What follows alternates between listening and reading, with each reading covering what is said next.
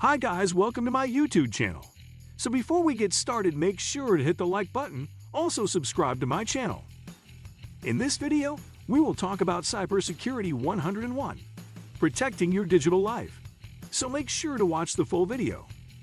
I have nothing to hide was once the standard response to surveillance programs utilizing cameras, border checks, and casual questioning by law enforcement.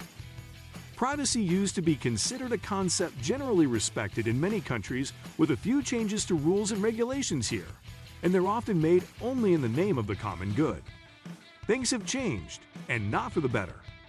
China's Great Firewall, the UK's Snoopers Charter, the US mass surveillance and bulk data collection, compliments of the National Security Agency, NSA, and Edward Snowden's whistleblowing, Russia's insidious election meddling, and countless censorship and communication blackout schemes across the Middle East are all contributing to a global surveillance state in which privacy is a luxury of the few and not a right of the many.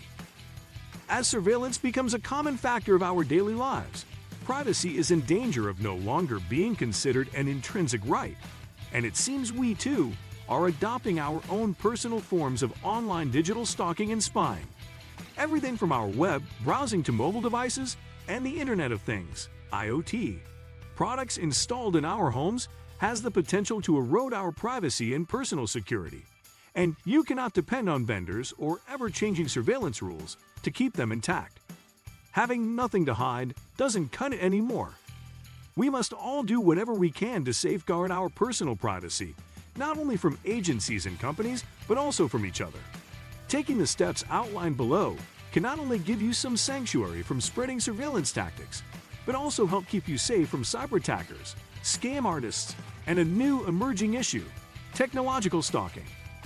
See also, Best Browser for Privacy. Secure Web Browsing Navigating Data Privacy Gartner predicts privacy law changes, consolidation of cybersecurity services, and ransomware laws for next 4 years.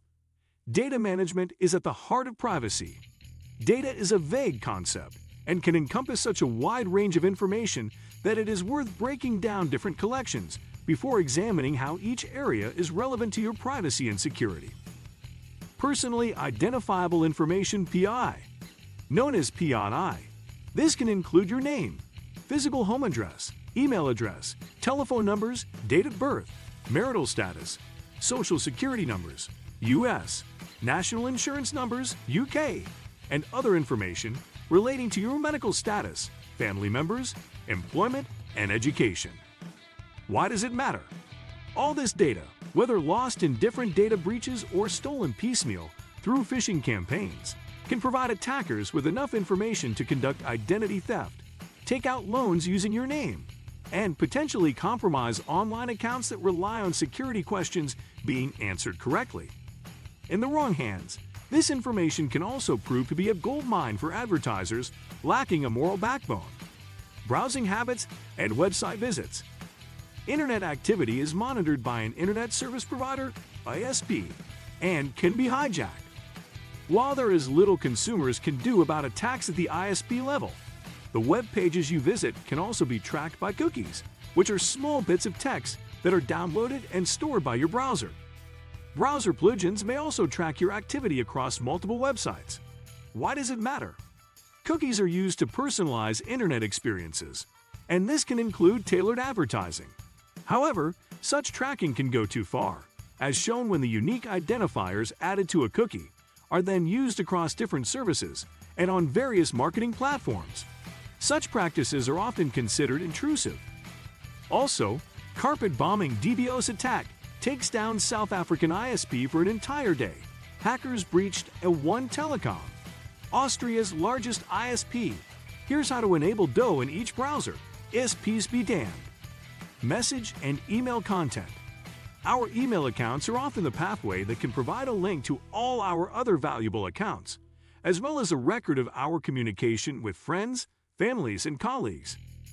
As central hubs to other online services, hackers may try to obtain our passwords through credential stuffing, social engineering, or phishing scams in order to jump to other services.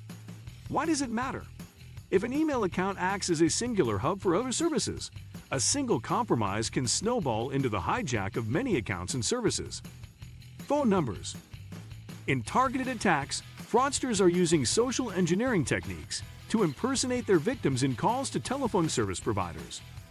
They do this in order to transfer a number away from a handset, even if only for a short period of time, and then own the number for the time it takes to grab two-factor authentication, 2FA, sent to the phone number, and to access a target account, whether this is banking, email, or a cryptocurrency wallet.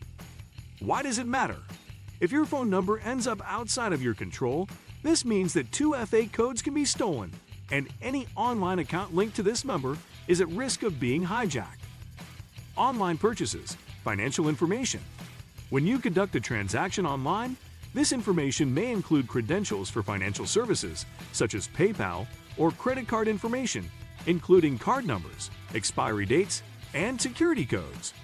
Mage card campaigns are not possible to avoid by the average consumer as they take place on vulnerable e-commerce websites, with code injected into payment portals to skim and steal card data input by customers. Past victims of Mage card groups include Ticketmaster, Boom, Mobile, and British Airways. Why does it matter? Cyber criminals who steal financial services credentials through phishing and fraudulent websites, who eavesdrop on your transactions through man-in-the-middle, mid-TM attacks, or who utilize card-skimming malware, can steal these details when they are not secured. Once this information has been obtained, unauthorized transactions can be made, clone cards may be created, or this data may also be sold on to others in the dark web. Medical records and DNA profiles.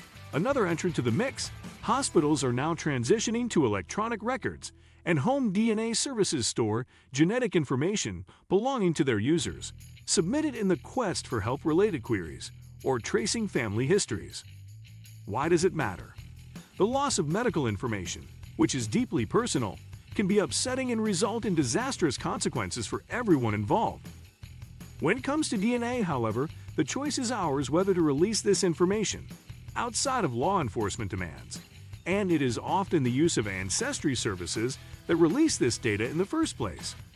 Privacy concerns relating to DNA searches have been cited for sales downturns with some popular home ancestry kits. What do you think of our video?